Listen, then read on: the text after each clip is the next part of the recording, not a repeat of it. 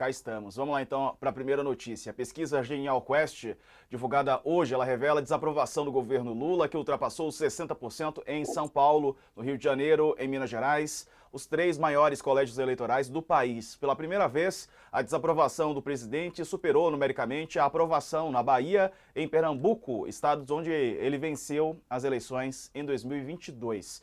A pesquisa foi realizada em 8 estados, que representam 62% da população brasileira. São eles Bahia, Pernambuco, Goiás, São Paulo, Rio de Janeiro, Minas Gerais, Paraná e Rio Grande do Sul. Em São Paulo, quase 70% dos eleitores desaprovam o governo Lula, um aumento de 14 pontos percentuais em relação a dezembro de 2024, quando a desaprovação era de 55%. A aprovação caiu de 43% para 29% nesse mesmo período. No Rio, a Quest pesquisou a avaliação do governo pela primeira vez e os resultados indicam que 64% dos eleitores do Rio reprovam a gestão do presidente contra 35% que aprovam. Em Minas Gerais, outro estado decisivo para as eleições, 63% dos eleitores desaprovam o governo Lula, um aumento expressivo de 16 pontos percentuais em relação a dezembro. A aprovação caiu de 52% para 35%, queda de 17%. No Nordeste, a queda de aprovação de Lula foi significativa, especialmente na Bahia e em Pernambuco, onde pela primeira vez a desaprovação superou a aprovação. Na Bahia, pela primeira vez, 51% desaprovam, enquanto 47% aprovam o governo. Houve crescimento de 18%. Antes eram 19%. Pernambuco foi outro estado em que a desaprovação superou a aprovação pela primeira vez, com 50% contra 49% dentro da margem de erro. Alguns números aqui, Reinaldo, para análise. Bom, vamos lá. Em primeiro lugar, né, eu não vou ficar questionando números de pesquisa, né? Enfim, parto do princípio de que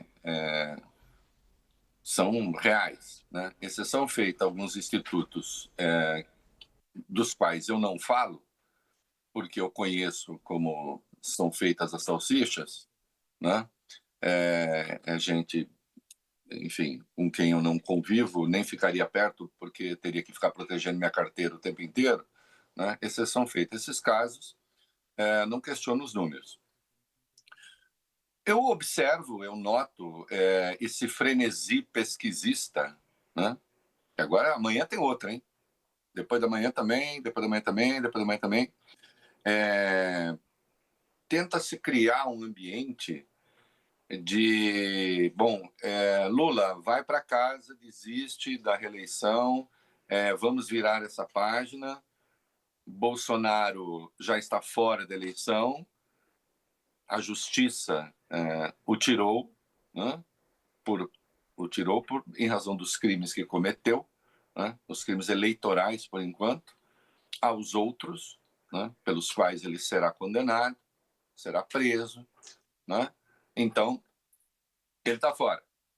Ele está fora e agora se tenta, há um ambiente ou um meio ambiente político que busca falar para o presidente, olha, chega, já não dá mais, desiste, vamos virar essa página do Brasil, da polarização, esse termo imbecil, né?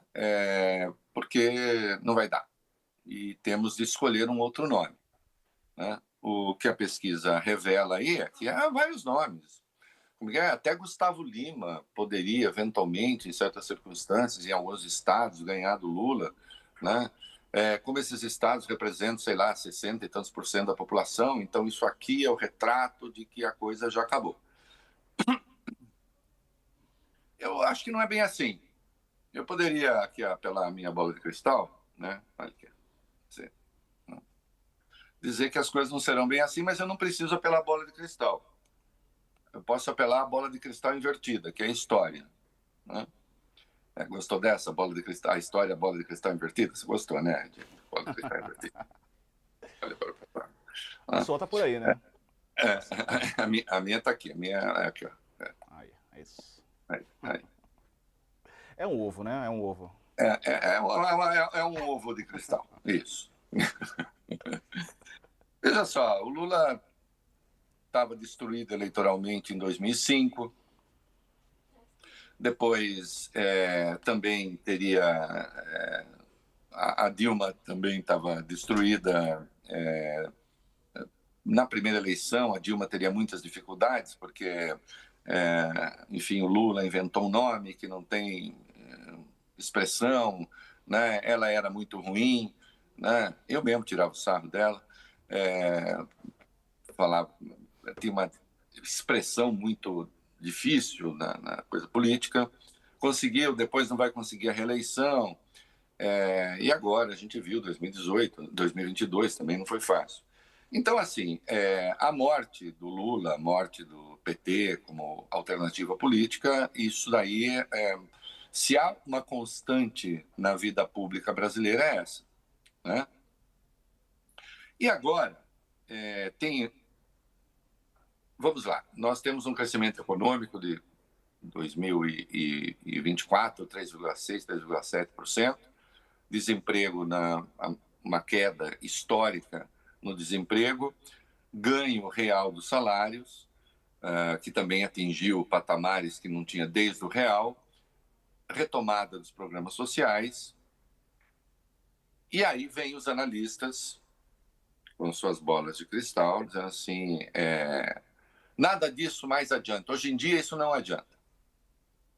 Isso não muda a realidade, isso não muda a percepção das pessoas. Bom, então precisa ver o que muda. Eles também não sabem. O que a gente sabe, a inflação está alta, a inflação de alimentos, mas é um descalabro, é um despropósito, é um absurdo? Não é, embora alta, né? Que é ruim, tá certo? E aí vem as esferas de sensação, as esferas de sentimento, há a sensação de que o governo é velho, há a sensação de que o Lula vem sempre com mais do mesmo, né? Eu vi essa crítica agora no pronunciamento que ele fez, né? Eu não sei exatamente, e as pessoas poderiam escrever a respeito, já que elas acham que isso é velho, elas poderiam dizer o que é novo, né? O que é novo, né? O que seria o novo. Então, que fale o que seria o novo. Eu acho que há uma confluência, eu também não tenho resposta, mas acho que há, sim, a questão da inflação que conta, acho que há a questão do PIX, que, enfim, o governo foi enredado nessa falsa questão, né? Há decisões que são um pouco atrapalhadas, embora tecnicamente justificáveis, como a questão da suspensão do financiamento do Plano Safra, por uma questão puramente orçamentária, que poderia dar problema no TCU depois, mas acabou sendo uma decisão tomada no âmbito da burocracia, ignorando que isso tinha um desdobramento político, depois se corrigiu com uma medida provisória. Isso gera uma maré de notícia negativa, né? Há o bolsonarismo, que continua na ponta dos cascos, pode representar aí o núcleo duro do bolsonarismo mesmo, 1/3, pouco mais, mas isso faz diferença. As redes sociais ainda, que o governo trabalha mal. Enfim, você tem um conjunto de coisas aí, né? E vistas essas coisas agora, né? Então você diz, bom, acabou para o Lula. Acabou agora como tinha acabado outras vezes, né? Vamos ver, eu sempre tenho dito o seguinte, né? Quando você vai para uma disputa eleitoral, a pessoa em si que disputa, né, a avaliação do governo, e há o outro lado, e há quem disputa com ela. Quem é que vai disputar? Qual será a realidade política? Em face de quê? Quais serão as proposições? Porque também quando forem enfrentar o Lula, na hipótese de o Lula ser candidato, acho que será,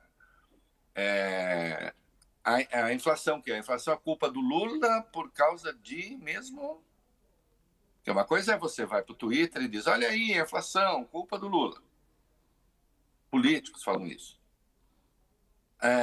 alguns economistas, algumas empresas, parte do setor financeiro, alguns que inclusive financiam pesquisas, né? Dizendo, olha aí, tá vendo? O Lula resolveu acelerar a economia, olha o que aconteceu com a inflação. A inflação que está aí é uma inflação que vem de uma injeção artificial de recursos na economia. Qual injeção artificial de recursos na economia? O Bolsa Família, essas transferências, bom, isso já tinha. Queriam que o Lula acabasse com isso? O máximo que se pode dizer aí é que o governo, ó, que pecado, resolveu pagar os precatórios. E isso injetou dinheiro na economia. As pessoas vão ter que falar o que elas querem. Como é que se a inflação está alta, vai baixar? Bom, vai ser na base da porrada? A inflação está alta só por fatores internos, por erro de operação do governo? Uma campanha eleitoral também, quando vier, o governo tem condições de se defender. Há erros que são cometidos também pelos adversários. Precisa ver os adversários. Esses adversários, quais serão?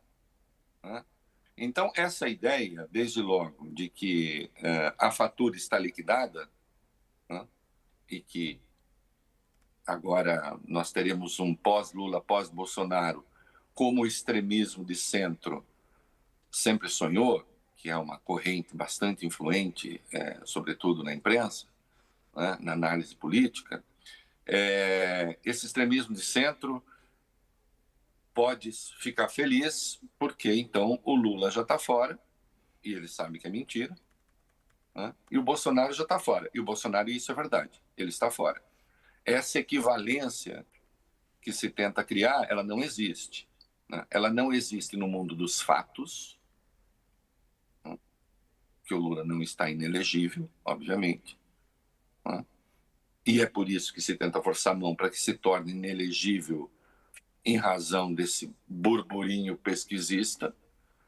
Mas o Bolsonaro está fora. E não vai recuperar a elegibilidade, embora ele faça um grande esforço para isso e mobilize a sua turma para isso e vá fazer manifestação para isso.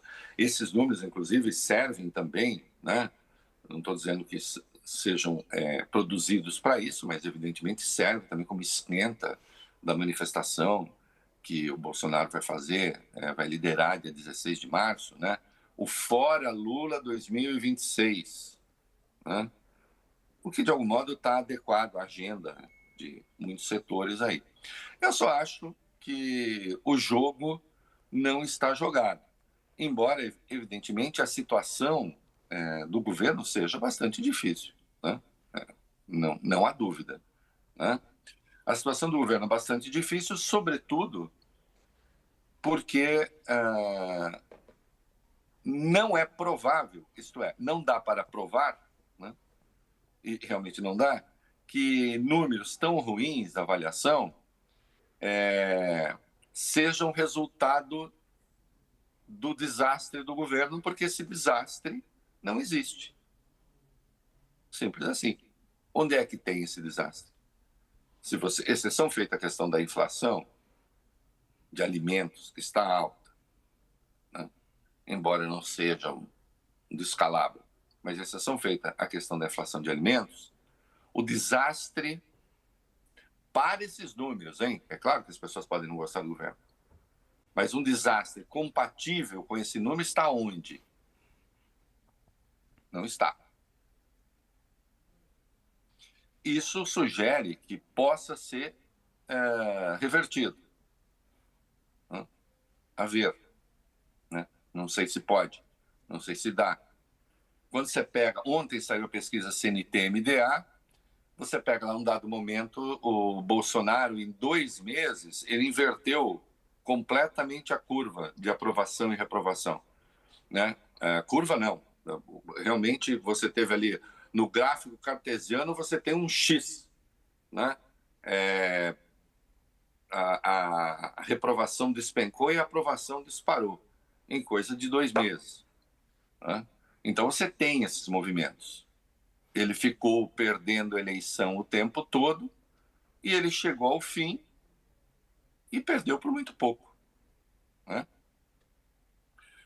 Eu acho que é uma antecipação meio desesperada e injustificada, porque o Brasil, obviamente, não está à beira do abismo, o Brasil está muito bem, perto disso que criam, né?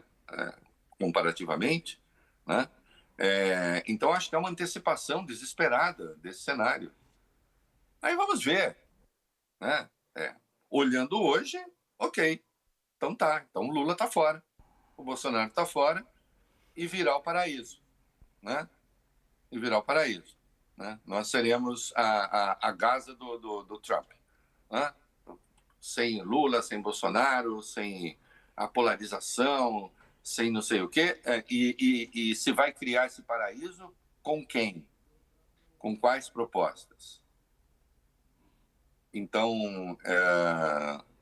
nós precisamos de um presidente para contentar determinada área da crítica. Nós precisamos de um presidente que mude radicalmente a questão da dívida pública, que dê uma porrada e que reduza drasticamente a dívida pública.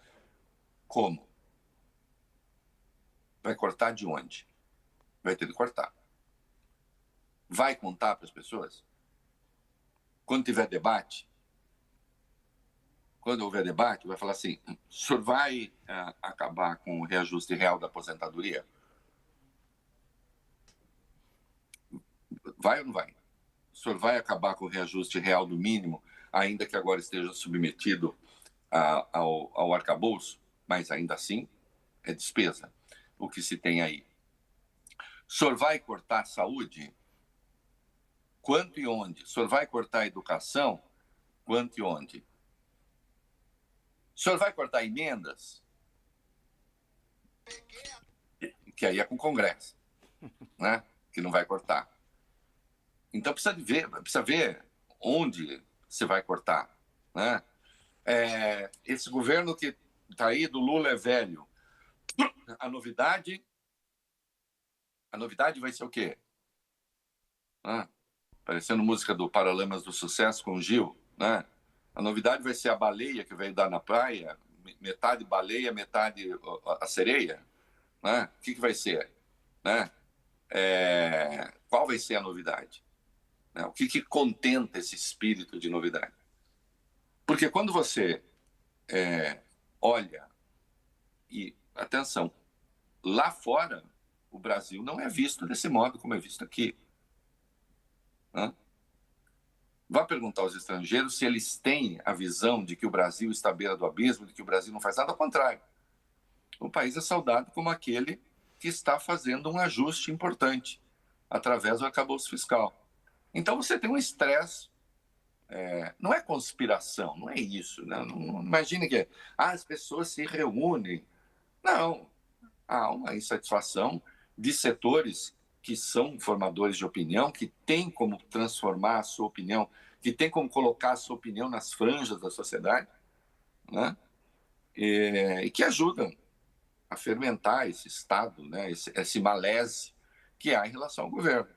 Né? Veja só, eu estou falando aqui hoje, né, dia 26 de fevereiro de 2025, e digo, sim, a situação do governo hoje é muito difícil, né, do ponto de vista da avaliação da opinião pública. Eu só não acho que ela seja definitiva, não acho que ela seja reversível, e acho que parte disso é, digamos, alimentada, essa parte disso decorre desse negócio de que precisamos nos livrar do governo ontem. Né? E eu não vejo, obviamente, razão para isso. Acho que é um exagero, acho que isso tem escolhas que são de natureza política, acho que isso tem escolhas que são de natureza ideológica, e acho que toda essa análise que se faz despreza que o Lula, sendo candidato, vai disputar com alguém, né? Na Bahia, por exemplo, não tenho aqui os números de cabeça, mas depois as pessoas podem ver, ou se você tiver aí, você fala. Na Bahia, por exemplo, quando você faz a simulação eleitoral, o Lula caiu muito a aprovação dele na Bahia, mas a hora que você o coloca diante dos outros candidatos, ele tem uma vantagem enorme. Na Bahia, em Pernambuco, idem, né? Então, tem uma coisa que é a avaliação do governo, tem a outra coisa que é a eleição, né? Vamos ver como caminha, né? Que o pesquisismo está nervoso e que existe uma torcida enorme para que o Lula quebre a cara, para que o governo quebre a cara. Eu estou olhando aqui até um dado aqui, peraí, só um minuto, né? O que existe, isso existe, né? Agora vamos ver, depende de com quem, né, se vai disputar. Eu acho que o jogo não está jogado, a diferença de alguns analistas que têm uma bola de cristal, que já falhou outras vezes, né? Não sei se vai funcionar agora. Estava vendo aqui, viu, Reinaldo, os números das pesquisas por estados. Deixa eu ver aqui. Bom, eles colocaram dessa vez o Bolsonaro de volta, né? O Bolsonaro está inelegível, mas ainda dentro daquela possibilidade tal que ele coloca, de se colocar até o último instante. Deixa eu ver aqui. Cenário 1, Lula e Bolsonaro. Cadê? São Paulo tá Bolsonaro 45, Lula 36. Em Minas, 42 para o Bolsonaro, 40 para o Lula. No Rio, 41. Na Bahia, Lula 59, Bolsonaro 26. Paraná, Bolsonaro 51, Lula 30. Rio Grande do Sul, Lula 44. Bolsonaro 44, Lula 38. Em Pernambuco, Lula 57, Bolsonaro 31. Em Goiás, Bolsonaro 50, Lula 30. E aí tem outros estados. Eu não lembro de cabeça. Quais são os estados mesmo que estão aí? São Paulo, Minas, Rio, Bahia, Paraná, Rio Grande do Sul, Pernambuco e Goiás. Pernambuco e Goiás. Você vê, dos estados que estão aí, o Lula só venceu a eleição em 2022 em Pernambuco e Bahia. Né? Minas Gerais por muito pouco, ficou ali. Então, tá 42 a 40, aqui tá empatado, né? Na margem de erro. Isso, na margem de erro. Então você tem uma pesquisa que a base são São Paulo, Rio de Janeiro, Paraná, Rio Grande do Sul, Goiás, o Lula perdeu. A eleição passada já, né? Só tem aí que ele ganhou Pernambuco, Bahia e Minas Gerais, que foi por muito pouco, né? Na Bahia e em Pernambuco ele continua a ganhar a eleição. Nesses outros estados ele continua a perder a eleição.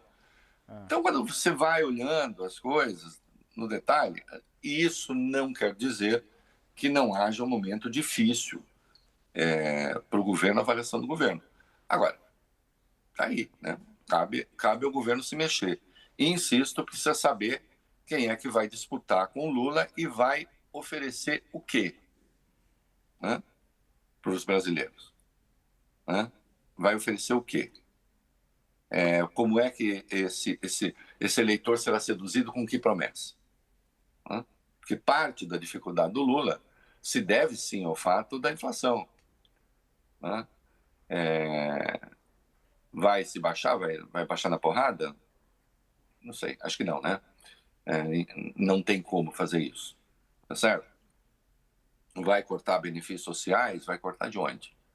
Né? Que é outra coisa que eu fui pedindo para os bacanas falarem, né?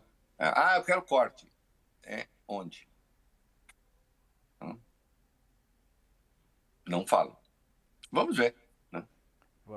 Vamos sim. O Reinaldo, agora a ver também qual vai ser a posição do Bolsonaro e substitutos, né? Porque até lá fica difícil fazer qualquer tipo de projeção, né? Porque o Bolsonaro vai deixando isso para a última hora e isso acaba favorecendo até o presidente Lula também, né?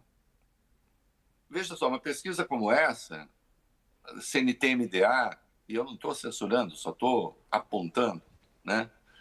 Essas pesquisas, o que é que elas fazem? Elas dizem ao Bolsonaro: você é o cara. sua popularidade foi recuperada. Olha, isso é quase irresistível. Isso é quase irresistível. Se a aceitação do outro, né, já é agradável para um sujeito como eu, meio tendente assim à melancolia e à galhofa, para citar Machado de Assis, né? Se a aceitação do outro sensibiliza até um sujeito melancólico, em regra como eu, você imagina alguém sem nenhum senso crítico, né, e noção de realidade como Jair Bolsonaro, né? Então ele vê, de um lado, ele está inelegível em razão de coisas que fez, né, por decisão da Justiça Eleitoral, decisão correta. Acaba de ser denunciado, né, por uma penca de crimes que cometeu, né, que pode deixá-lo alguns anos na cadeia, né? Em regime fechado, ele pode passar pelo menos, a depender, se fosse condenado pelo topo, ficaria pelo menos 25% do tempo em regime fechado, né? Mas deve ficar ali uns 6, 7 anos, né? A depender de quanto. Quando ele vê que ele poderia ganhar do Lula, isso dá a ele um prazer pessoal, e ele trava a coisa na direita, né? Ele trava, ele se mantém ali e ele não será candidato. E fica sempre essa esperança de que você vai ter um aluvião na sociedade brasileira que vai forçar o STF, né? Ou que vai forçar o TSE no primeiro momento e o STF no segundo momento, a torná-lo elegível. Como a substituir, então, na cabeça deles, a lei, as regras, pela vontade das ruas. E isso não vai acontecer.